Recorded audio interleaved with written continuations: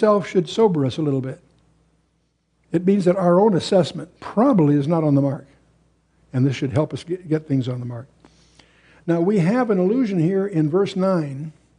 We're going to see the same kind of an allusion in chapter 3, verse 9, about those, the blasphemy of those that say they are Jews and are not, but are the synagogue of Satan. Who on earth could these be? And I'm going to suggest to you there's several possibilities, but I suggest that the key to all of this, and I won't take the time to fully develop it tonight, but I believe they're the Edomites. You may remember Esau and Jacob. They started fighting while they're still in the womb. And you know the story. The birthright fell upon Jacob. Well, actually, Esau sold his birthright to Jacob and then regretted it. And the writer to the Epistle of the Hebrews makes a big point of all of that. But to really understand this, you need to understand the subsequent history of the Edomites. When Esau could not get a blessing from Jacob, he deliberately married into the Ishmaelites to upset his parents. And he then becomes the primary leader of the people who are adverse to Israel.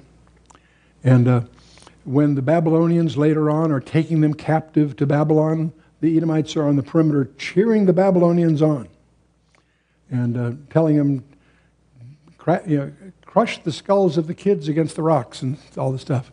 When you find that phrase in the Psalm, it's a Jew echoing what they had yelled at him when he was being made captive.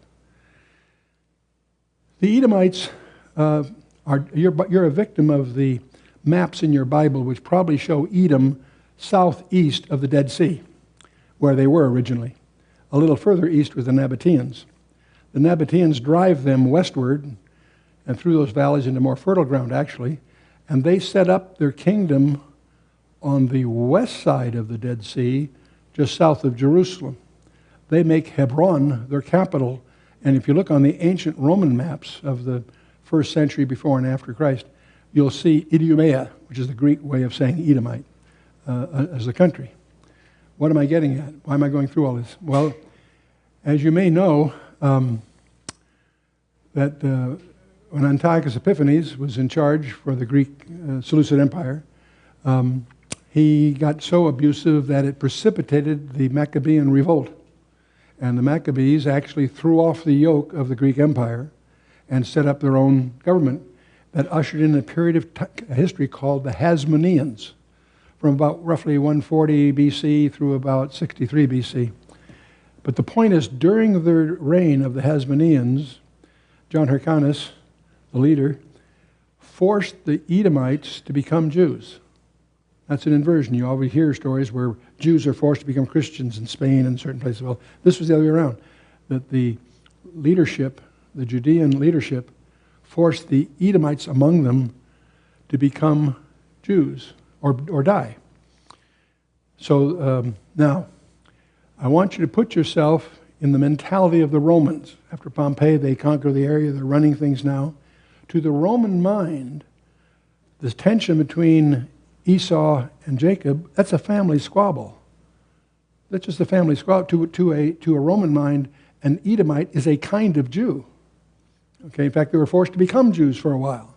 You need to understand that when the Romans appointed Herod, an Edomite, they thought they were appointing a kind of Jew.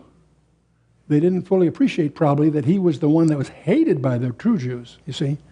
So you get through the whole, Herod the Great, and you go right through the Herods as you study your New Testament.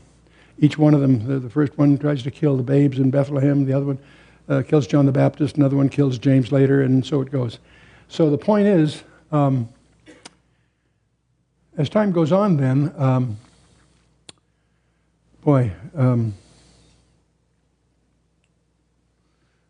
I'm pausing because there's so much background here that's useful to you. I'll just point you to study the commentary of Obadiah, which is a commentary, a small little book, aimed primarily against the Edomites.